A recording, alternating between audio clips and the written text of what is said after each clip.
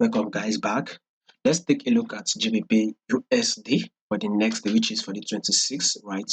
So make sure you click on the subscribe button if you have not subscribed. So now let's get started.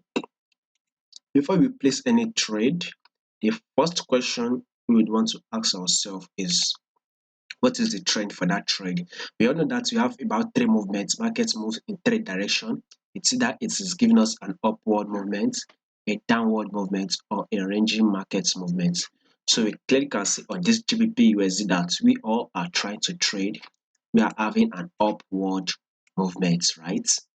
Price is giving us an uptrend move. We are seeing higher highs and higher lows. That is one. So we all know that. Second question is this price trading above the moving average or 10-period moving average? This moving average we are using, by the way, is 10-period moving average. Now, is this price trading above this 10-period moving average, or it is trading below this 10-period moving average? So we clearly can see this price is trading above the 10-period. Previously, it was trading above this 10-period moving average, right? Now you can see it is currently trading below it. So you can see a drop that broke the period moving average, a pullback that was made that tested this moving average, and again, a new drop has been made. So you clearly can see that as at now, this movement that we are spotting now, it is below our 10-period moving average, right?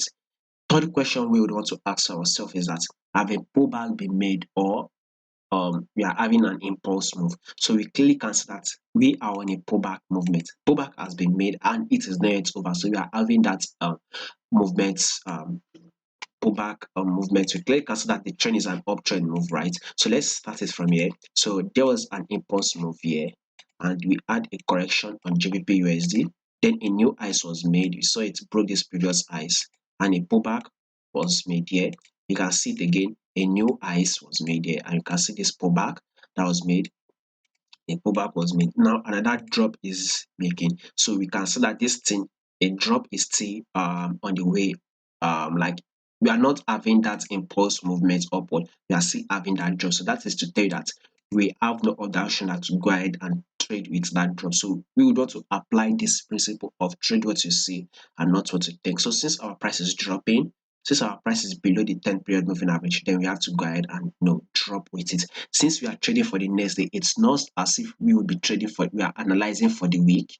Assuming we are analyzing for the week, then we would want to carry out with this full trend and say, okay, maybe later we'll go bullish. But for the next day, right, we're very much likely to open and close bearish. So let's see if we can have a bearish move for about 50 to 70 percentage movement for the next day. So this is one of the reasons why I've highlighted this level, right? One of the reasons why I've highlighted this level is that price has once reacted to this level previously. This is it here. Price once came to this same level and it gave us a pullback. Once price broke above it, price gave us a pullback to test this level, right? And again, once price dropped to this level, price gave us a pullback at this level, then went up and it has dropped. So now after that, price has taken out to this level and it has moved away from this level. The next level we can spot on this GBP USD is this level here.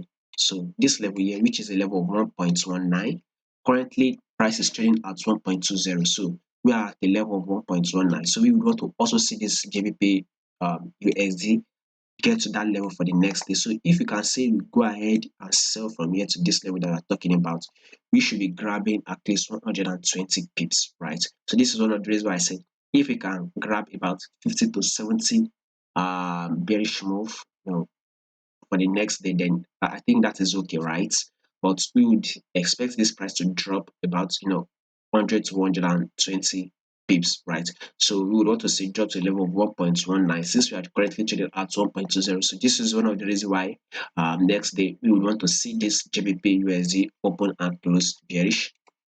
That should take us to the 4-hour time frame. So we all know that we are speculating that bearish move. We are expecting a drop, and the 4-hour time frame is actually giving us that drop. So it actually makes sense. So let's start it from here. Let's see it from here for a quick analysis, right? Quick one. So you see that we will take this to be a drop, and here will be seen as a pullback.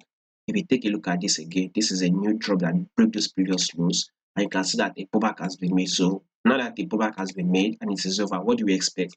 A further drop. So maybe you can go ahead and sell by the time the market opens. So for the next day, we should be able to hit a level of 1.19, 300 and 300 plus. So I mean, if you want, but we would want to get a level of 1.19. So on the 4-hour time frame, still dropping. So we are expecting now a new drop.